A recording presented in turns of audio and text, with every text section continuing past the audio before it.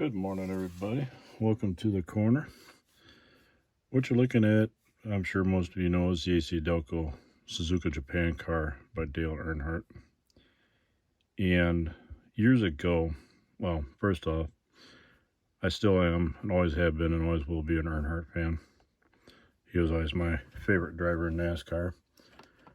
Since he's gone, I haven't really watched NASCAR a whole lot anymore. Got more into the short track racing and such, but that's another story. Years ago, before Dale passed, there was rumor going around. Don't know if it was ever mentioned by him or his team or what, but with him racing Suzuka Japan cars, or Suzuka Japan race all the time, so on and so forth, rumor was going around that he was kind of talking about getting into another form of racing, just kind of part-time, still keeping with his NASCAR, but doing another type of race car besides the NASCAR. Like I said, I don't know if there was any truth to that or not, if it was just straight up rumor. I don't know, but back then when I heard it, I got to thinking, well, what if Dale did? What would his car look like? What do you think he'd be running? So, keeping with the whole Suzuka Japan theme, the motif of this car, I came up with what I built. This is what I came up with. I'm going to let you take it in for a minute. Study for a second. See if you can figure out what it is. Any ideas? I will tell you this. It's part Chevrolet, just like Dale always ran. What do you think happened to it? Now, many of you know or have known, Tamiya Models had a Tsunami Nismo GTR, which is basically a Skyline model kit that was out years ago. I don't think it is anymore. If it is, it's hard to find.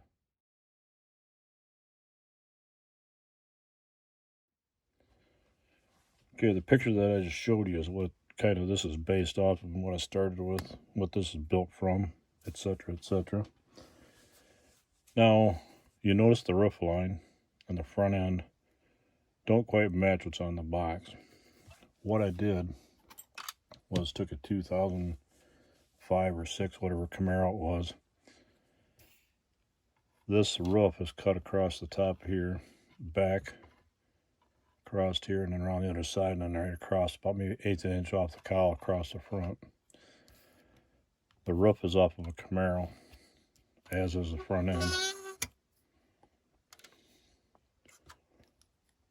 The front end is all Camaro. The header panel, or whatever you want to call it, here is the Camaro. This is the Nismo GTR underneath it, the Skyline. And then I did the same thing with the back. Grafted in the Camaro rear valance. Then I used the wing and such off of the GTR, the Skyline. I'll give you kind of a overhead shot of it as well too. The wheels, these are the Camaro centers. The outer hoops to fit the width of the tires that were on here on the GTR kit. Not much detail underneath, but to get the wheels to fit the tires, the stock Camaro wheels wouldn't fit. So what I did is, these are actually pieces of electrical conduit. Cut them to width, and then I used a piece of sandpaper on the inside, went around the inside, just kind of beveled the edge, just to make it look like a wheel rim. But these are actual metal, electrical conduit, the hoops. Then the centers are cut off out of the Camaro wheels and then glued in. I don't know how well you can see it, but I added the number 3. Hold on a second, let me try. Here you can see a little bit. The number 3 decal is on the inside of each wheel. That one's probably up above. Yep. Up on top on that one. Added the center knockoffs like they would in the DTR, the GT style racing.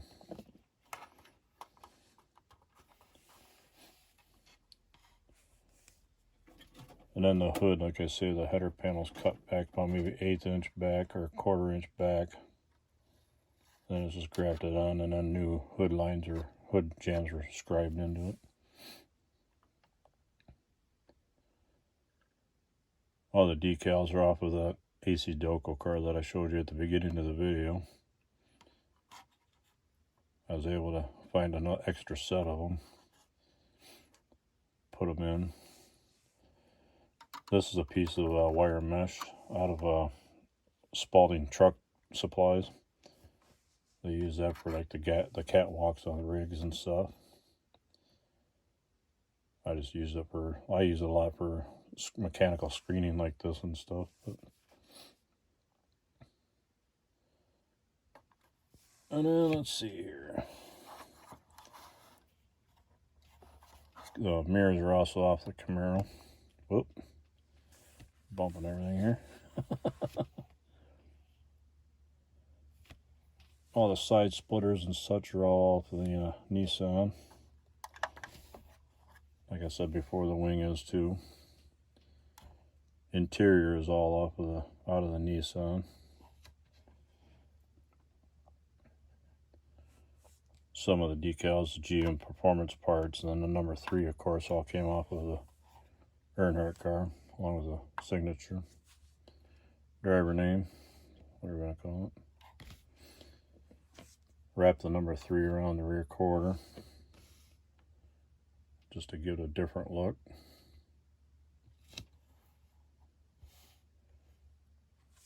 Number 3 on the number placard on the side, along with the GM.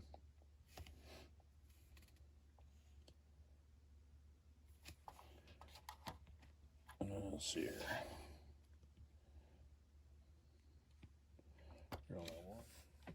There's the roof shot of it. Let's see. Trying to get away from the glare off of the windshield. There we go. Use the put the number 3 decal on the control panel inside.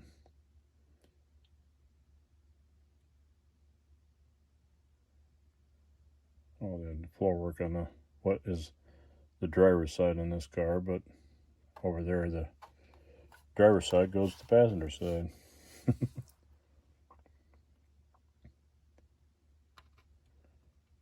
After all, it is a Japanese car, right? Yeah, this is all right-hand drive, just like it would be in Japan. I don't know how well this is picking up on video, but that definitely isn't.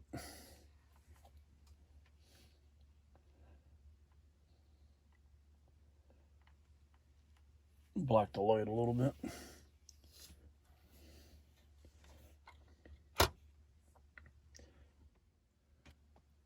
Kind of an overhead shot of it, just to show the top off a little bit.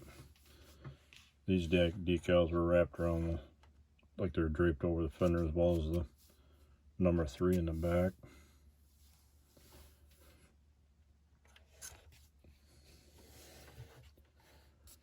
Kit decals were used on the tires too.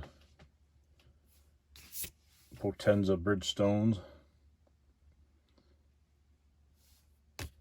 The decals are pretty easy to get to wrap and fold and drape over. Didn't have to use any heat on them or anything, just draped them over and used my decal set and softened them up enough to where they draped over, and worked out pretty good. Back shot of it. I let the side splitters, I molded all them into the rear Camaro fascia just to kind of let everything flow together. That way it looked like it belonged, so to speak. Side shot of it. I boogered up the Potenza decal on the tire. So this one's missing the Potenza brand on the tire. Let's see. And we'll just give you a quick little walk around it here. I also have another one of these going that is done with the Plymouth Challenger. I have the Plymouth Challenger nose on it, the Challenger roof line, and then the Challenger rear fascia done the same way. Pretty close to this one. Do the quick side shots. Kind of happy with the way it turned out. Turned out pretty good.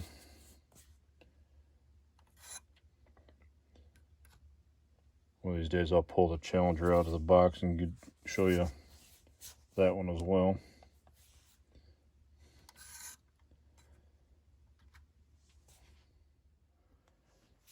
As I was making this video, I was thumbing around online, and one of my notifications popped up from Rick Zink.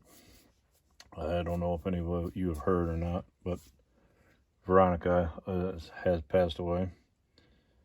I'm not sure who she was, but I know that there's been a lot of heartfelt prayers and thoughts going out here as of late from a lot of the guys that are on here. I never had the chance to know her, but it's always a sad thing to lose somebody. But if you haven't got the news, head over to Rick Zink's channel. He put up a video this morning as far as some of the news about it and such. Again, hearts and thoughts, prayers going out to everybody that knew Veronica. And yeah, I don't know what else to say about it. Take care, everyone.